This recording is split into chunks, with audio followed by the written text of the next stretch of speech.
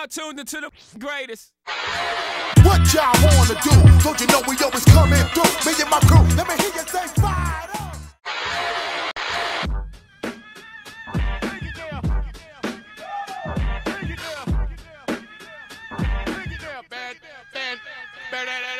Yes. Welcome back to our channel. For today's video, nandito kami sa Wingzilla. So, ipifeature namin ang kanilang Only Wings. At hindi lang Only Wings, so may anong pasta, fries, takoyaki, drinks, and rice. So, kung gusto nyo malaman ang kanilang lasa, umatras ka Han para makita yun. Ayan. keep on watching.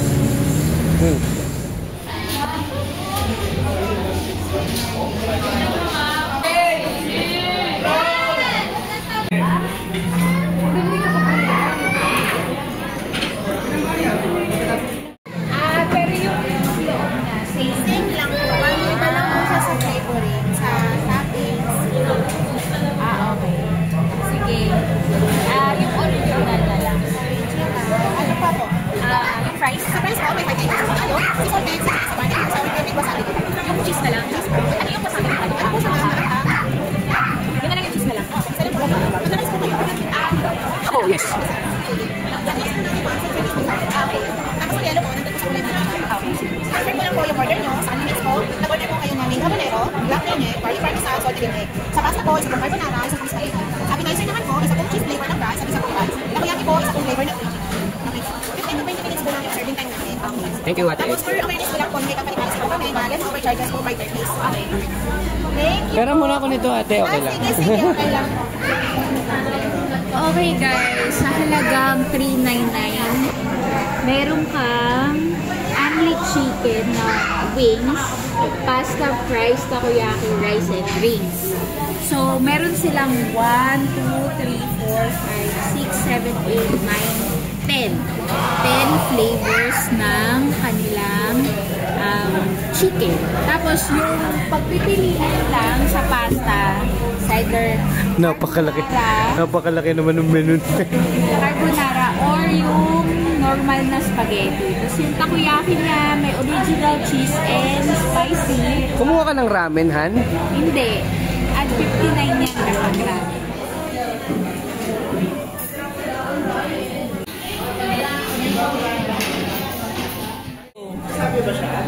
Okay guys, nandito tayo sa ano nga pala pangalan? Wingzilla. Wingzilla. So, try natin yung carbonara na kasama dun sa package.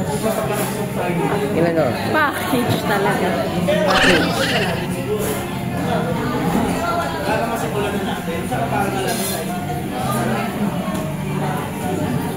Iba yung amoy niya. Pero tikman natin.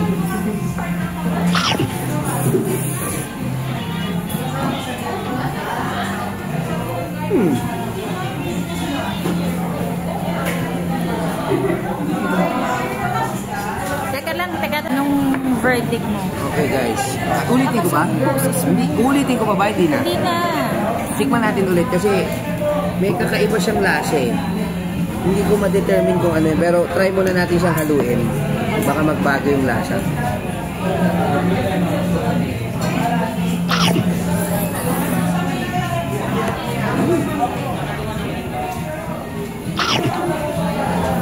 Tagal. Yung pala. Sobrang creamy niya guys. Tapos parang siyang may buttery flavor. Ito talaga yung original. Ito talaga yung mga gusto ko sa carbonara. Yung mga creamy. So pasado ko sa akin. Pasado.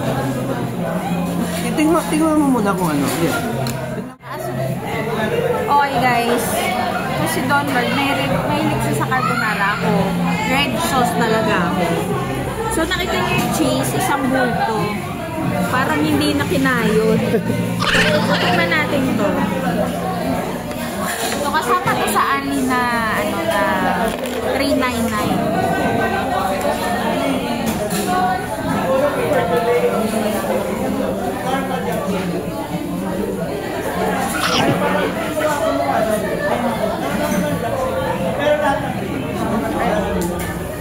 Uy, may fries.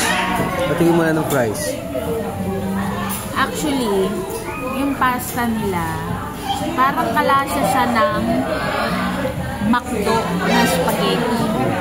Hindi Jollibee pero matamis-tamis siya. Yung talagang pagtitikman mo siya, para talaga siyang spaghetti sa McDo.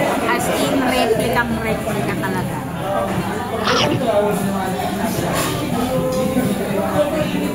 Stop. Squeeze me? Oh, no.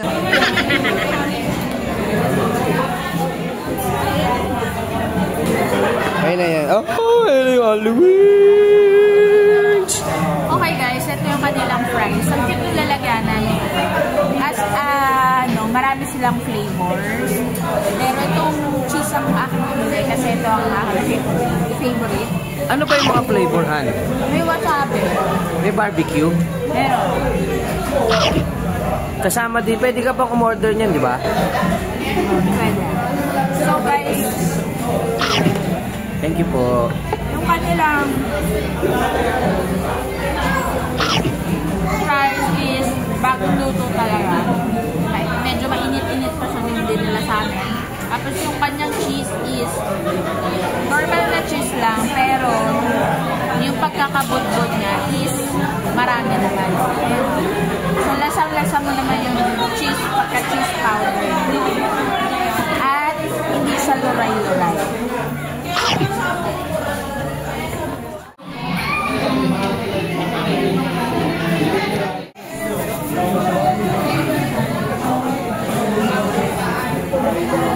Kailangan guys, dalawa.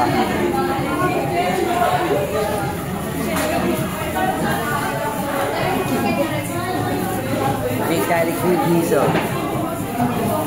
Okay, so game time. Jack Daniels yata yan. Dito muna tayo sa Jack Daniels.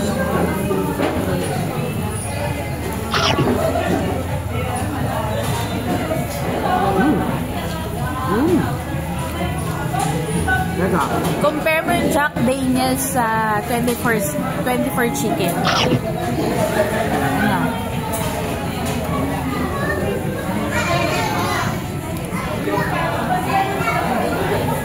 Tagal? Yung sa 24 chicken kasi, may sipa eh. Para meron siyang spice ng konti. Dito ano siya, wala siyang spice. Pero masarap siya. Teka. Ano yung kaya natin? Sunod. Ano ba to? Ito muna yung mango habanero. Ito, dito ko naku-curious eh. Mango Habanero. Mango habanero.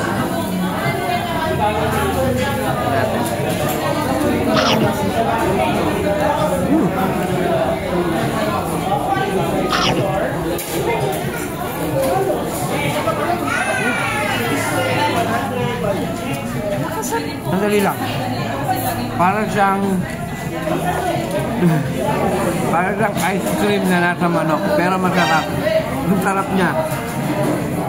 Matamis, guys, sobra.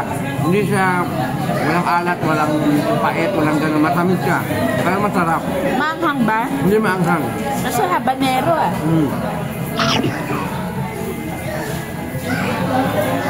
Yun ang description ko ha. Para siyang ice cream na nasa manok. Masarap. Wow. Salted. Ito yung parmesan yata to. Ito yung salted. Dito tayo sa salted. Tingnan nyo guys, oh. Binudburan ng salted. So, ibig sabihin, yan ang kakagatin mo.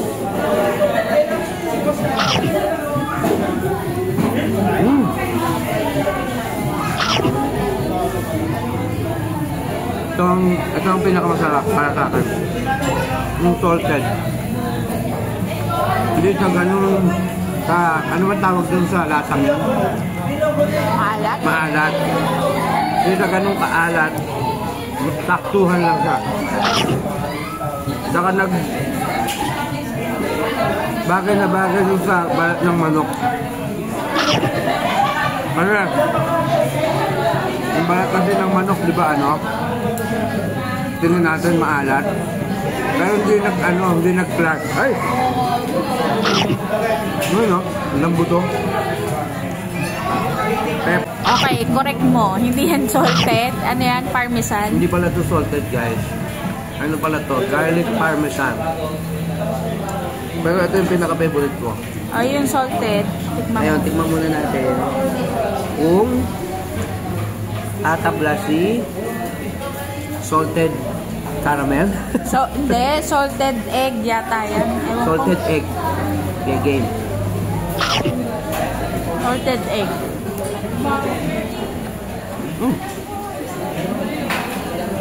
Ano? Wala akong malasahan. Teka. Parang ang kulang siya sa pagka... Parang nga wala akong nakikitang salted egg eh.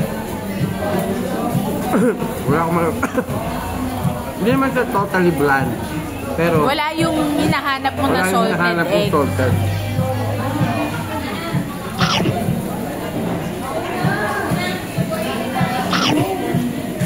So guys, itong mga to, tatry namin ubusin yan kasi meron silang leftover charge. So, yung susunod namin, tatry namin yung iba. Pagka ako naman ang kasama niyan, walang problema sa ubusan. Ito, 3 out of 4. Video mo munahan. Pasado sa akin. Ito lang ang medyo bumagsak. Disappointed. Ang masarap kasing salted egg na natikman namin is yung sa... Sa 24 chicken. Hindi, wala naman salted egg dun eh. Hindi, yung isa yung heart attack. Yun, heart talaga attack. meron Yun, talaga sorry. siyang buong salted egg.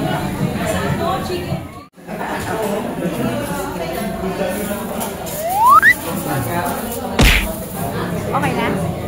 Kanina pa. Okay guys, so si Don Lord lahat tumikim ng chicken kanina. Pero tinikman ko din naman siya afterwards.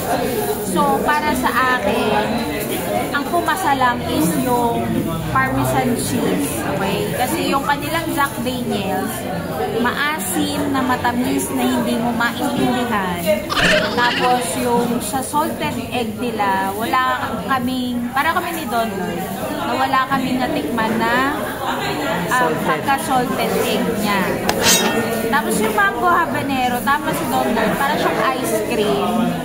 So matamis siya na medyo may kick lang ng anghang. So if you're looking for na, kasi nga habanero, di ba? So thinking mo pag habanero talagang sasapunin ka sa mukha. Pero ito parang kinurot ka lang ganon. So tapos yung ano pa ba yun? Yun na yun eh. Apat. O yan. So, para sa akin, cross out yung Jack Daniels. Hindi talaga siya Jack Daniels.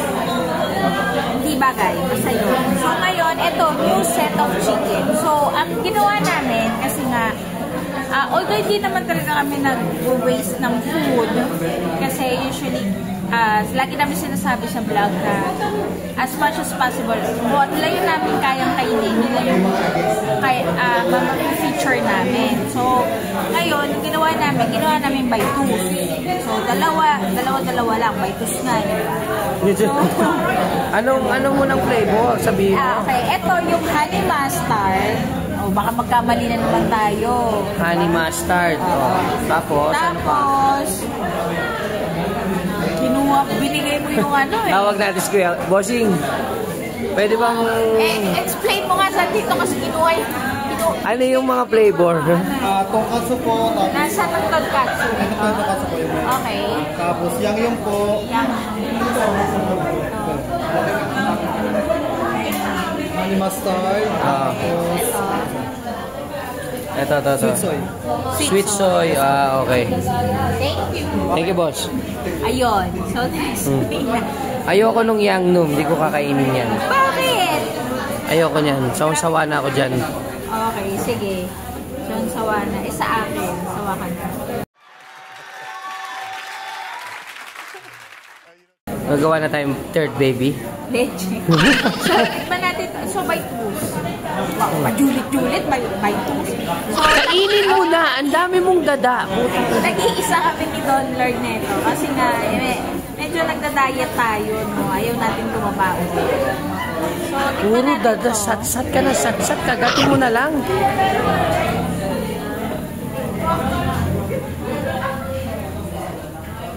Yan yung honey mustard. So, lasa sa... Honey na may mustard. Hindi, alam mo yung New York dressing ng ano? Oh. Na, New York dressing ng 7-Eleven. Oh. New York dressing ng 7-Eleven. Dun sa hotdog nila. Oo, yung ano. lasa. Okay. Yung kanilang chicken, so medyo mainit, pero hindi totally mainit. So, medyo, ano na siya, hindi siya bagong luto. Nung sinerve namin, ha? Okay. So, yung honey mustard nila, matamis na parang may medyo mayo, ganun. So, next, yung tonkatsu. Hindi ko alam kung bakit tonkatsu ang tawag nila. Kasi alam ko lang tonkatsu. Sa Japanese, mga Japanese restaurant. Tikman natin ko. Baka naman teriyaki yan. Tonkatsu. Sinabi na nga, tonkatsu teriyaki ka pa. Okay. Medyo maumay. Alam ko simula ko. So,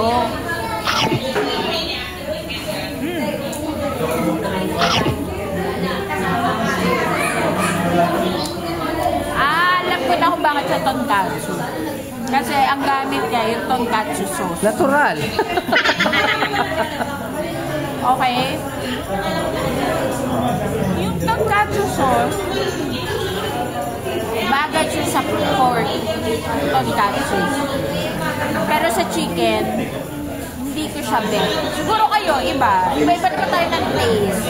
Pero ito, para sa akin, hindi siya bagay.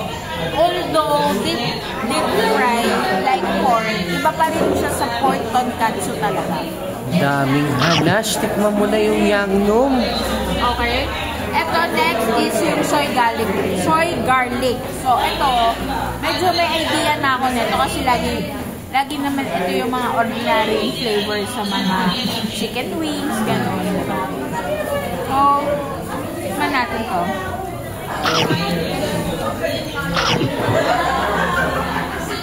Okay, ito, yung soy garlic, na-capture naman nila yung kanilang lasa.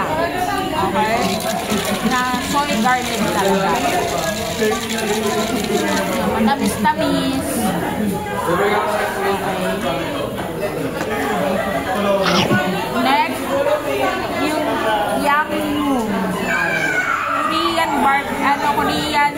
Korean chicken. Ayaw mo na ito yung kinain natin sa nag-Korea tayo. Refill? Ayoko rin yung lasa na eh.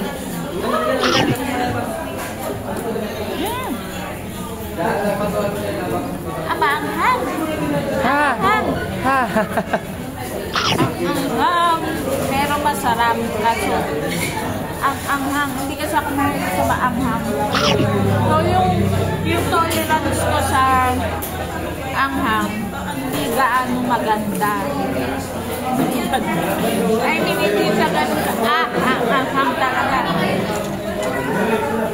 Pero masarap. Capture niya yung taste ng yangnu.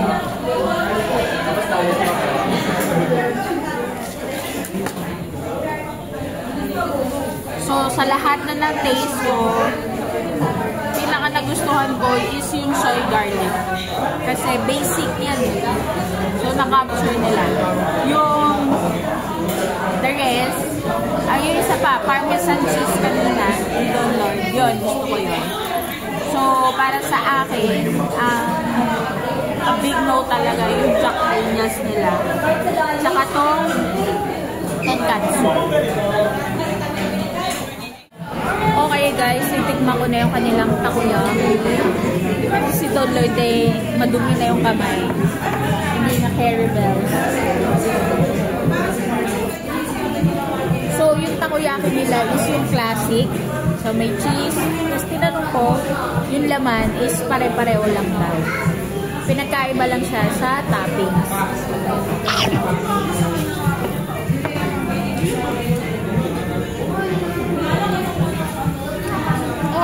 takoyaki nila. Sarap naman. Mas masarap. Yan o sa Joe's Brew? Siyempre sa Joe's Brew. Hindi, kidding aside, meron siyang octobit, pero wala siyang, parang walang mga gulay, ganun. Kasi sa amin may gulay. O wala nga siyang gulay. Ang konti lang, ayan. Wishbone. So, yun, medyo malamig na nga lang siya. Hindi siya bagong luto. Siguro, syempre, understandable yun kasi unlimited. Diba? Iinit na lang. Pero kasi yung takoyaki masarap siya. Yung tipong napapaso-paso yung bibig mo. Yung kumaganon-ganon ka. Bagong luto. Ganun sa amin sa Joe's Brew. So, ito, masarap siya kaya lang. Malamig na. Wala na siyang hint ng heat. Pero, pwede na rin. Pero kasi ang main event naman dito yung chicken. Okay guys, natapos naman kami sa aming video. So how would I rate this? I would rate this 7 out of 10. Because marami siyang kailangang i-improve from their flavors. Siguro kung yung 399 kasama yung ramen, medyo okay pa. Pero Kasama yung ramen. Oo, pero hindi siya kasama. So, may additional siya.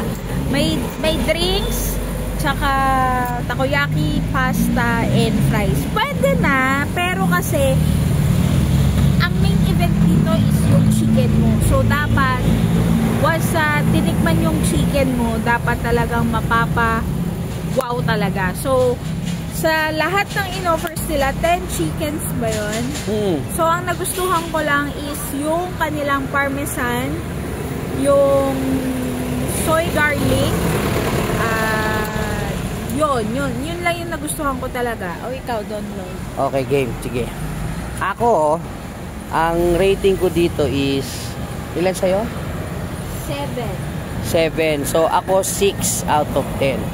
Ayan, Wingzilla, pakita muna natin. So, kung mapapanood man to ng mga staff and managers and owners ng Wingzilla, wag naman sana kayong magalit. Pero, masarap yung manok. Yung, ano yung favorite ko? Yung parmesan, 10 out of 10.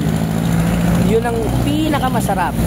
After nun, medyo agilid na yung iba. Hindi ko naman sinasabing hindi talaga siya masarap, pero marami pang room for improvement. Ako as a business owners, yan, natututo lang din kami sa ibang mga business owners. Ngayon, maraming room for improvement. Pag lumabas yung mga vlog na ganito, ganyan, masarap ganyan, okay, sige. Pero may impact yan eh. Ngayon, ang suggestion ko,